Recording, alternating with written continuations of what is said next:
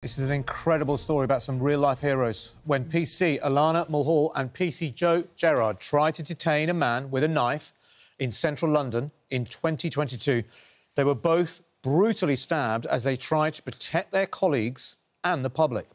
Well, nearly 2 years on, the pair are back on the beat where their attack has instigated changes to be made within the force.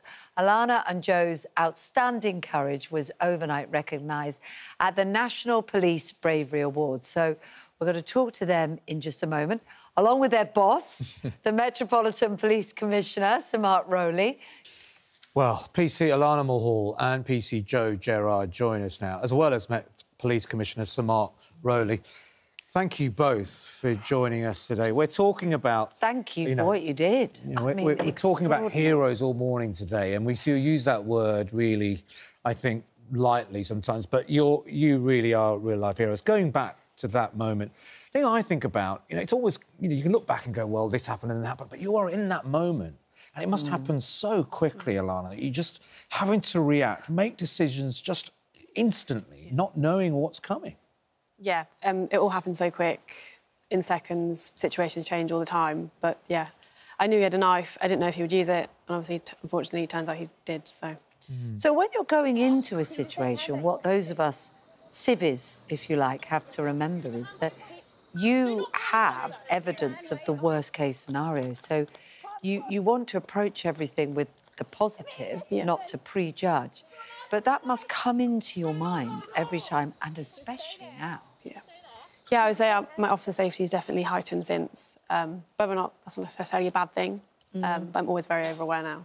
And what about you, Joe? How are you doing? Because your injuries were, well, both of you, but particularly yours. I'm doing well. I'm back at work now. Back to doing usual duties.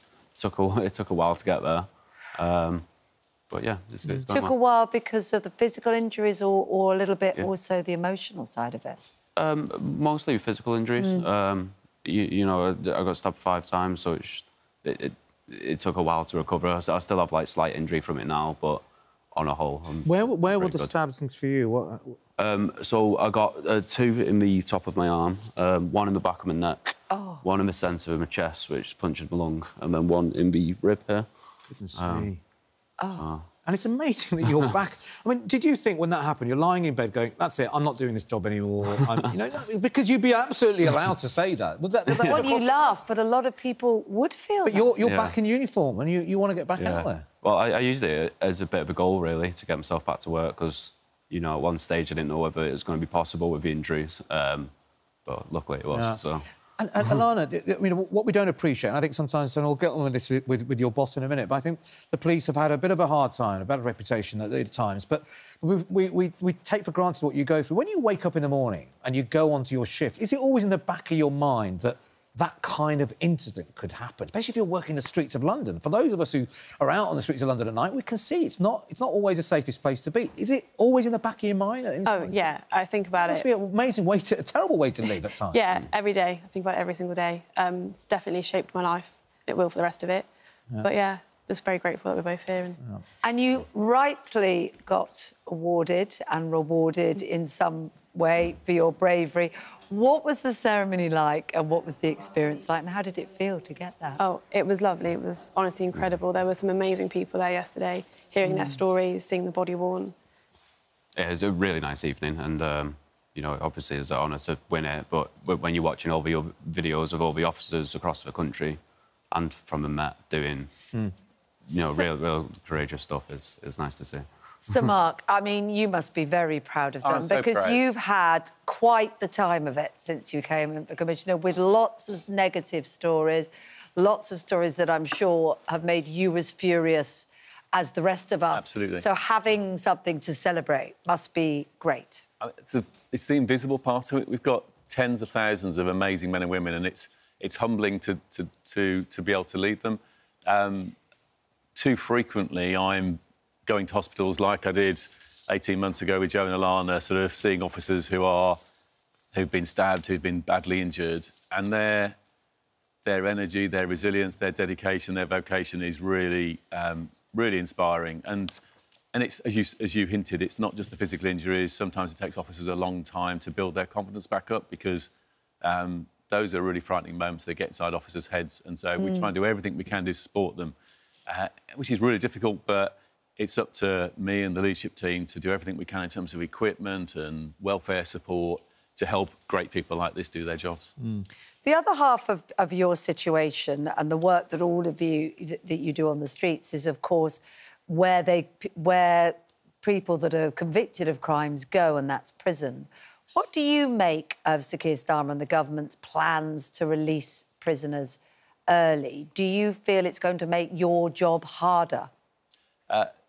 So the government have got a situation where there's no easy solution. The worst possible thing, as prisons are very, very close to full and filling up day in and day out, the worst possible thing would be for the system to block.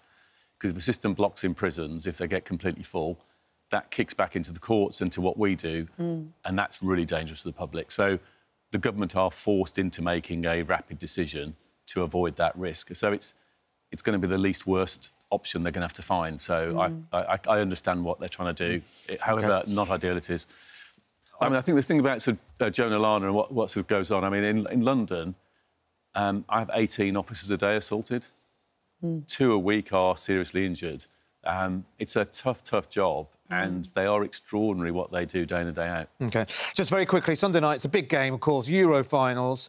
Pubs can be open till 1 o'clock in the morning. Does that give the police a bit of a challenge? Because you don't know what to expect. Are you two working? Right, you are. OK. You know, are you confident that you can try and keep the streets as safe as they can? Absolutely. So fast-moving events like this, like with some of the protests that get announced last minute, we're changing lots of officers' duties, so we'll have more officers on Sunday night. So as that and maybe the players returning home happens, we're changing duties and getting more officers out there, and people will be safe. And we all want to enjoy it, don't we? And we will have our fingers crossed. Is it coming home? That's your message. Celebrate nicely. And is it coming home? Well, as a Villa fan, having watched Ollie Watkins... yes! Having watched Ollie Watkins... The police are Villa fans! This is great! So that's my Birmingham route showing, even though I'm an adopted Londoner. So I have everything crossed for Sunday. Up the Villa! Up the Villa.